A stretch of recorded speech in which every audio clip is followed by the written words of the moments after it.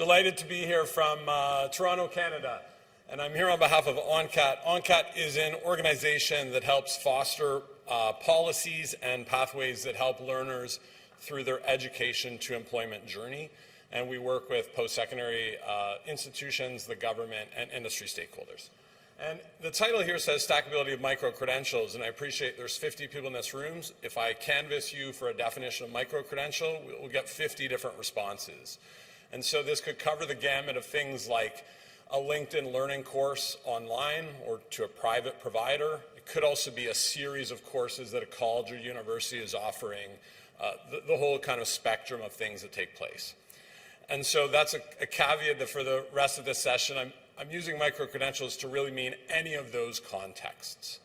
So at ONCAT, in addition to supporting schools, institutions to create pathways for learners, we also conduct research and we fund external researchers to look at post-secondary issues. There's been growing interest in micro-credentials, and so we put out a funding call for researchers interested to tell us more about micro-credentials. And we had 3 projects that we funded from academics at different institutions with the following research questions. 1, could micro-credentials be an alternative path to enter post-secondary, particularly for somebody whose high school grades wouldn't necessarily meet admission standards? 2, how could colleges and universities stack together different micro-credentials to equal X number of courses or half of a diploma? And 3, do micro-credentials help newcomers secure employment?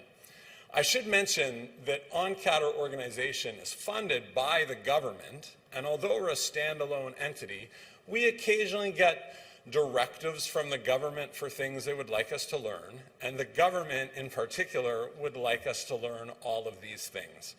And the context for that is the previous minister responsible for colleges and universities mused publicly about whether the world would be better if post-secondary education could be a choose-your-own-adventure format.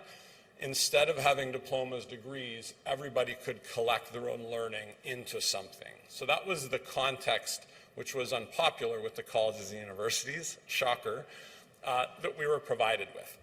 So some of the key findings that we received back from the research reports, the first 2 public, the third hasn't been released yet. 1, we found very little evidence that micro-credentials would help underemployed people enter post-secondary diplomas, degrees. That micro-credentials were very effective at helping an already employed person secure a promotion within their sector, but it was not an effective on-ramp to enter post-secondary for an underemployed person.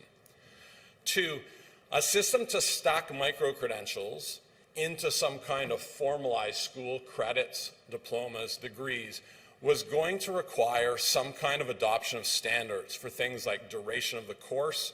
Are there assessments? Many micro-credentials there are not.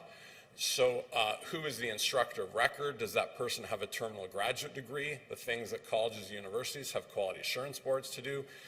And that standardizing the requirements for micro-credentials would essentially eviscerate the power of micro-credentials, namely how nimble, agile, responsive, immediate they can be.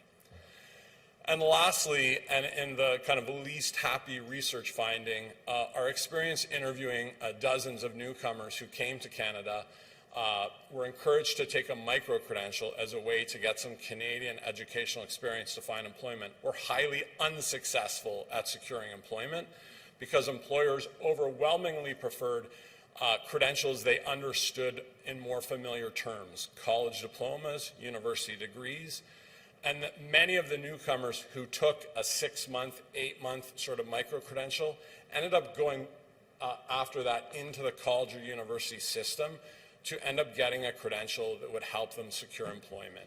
So it was not a fast track. It actually was a slower, less efficient, and more costly version. And the big takeaway message that we've given to many of our college and university partners is that creating an entire new structure to assess, count, evaluate, rigor, quality assure micro-credentials is going to be an expensive, time-consuming option. And if your institution or sector already has an RPL PLAR type model, then looking at micro-credentials as one element of somebody's lived or employment educational experience is an already existing way to recognize and validate their knowledge, which could be faster and cheaper. And my buzzer just went, so that's 5 minutes. So that brings me to the blue point. Thank you.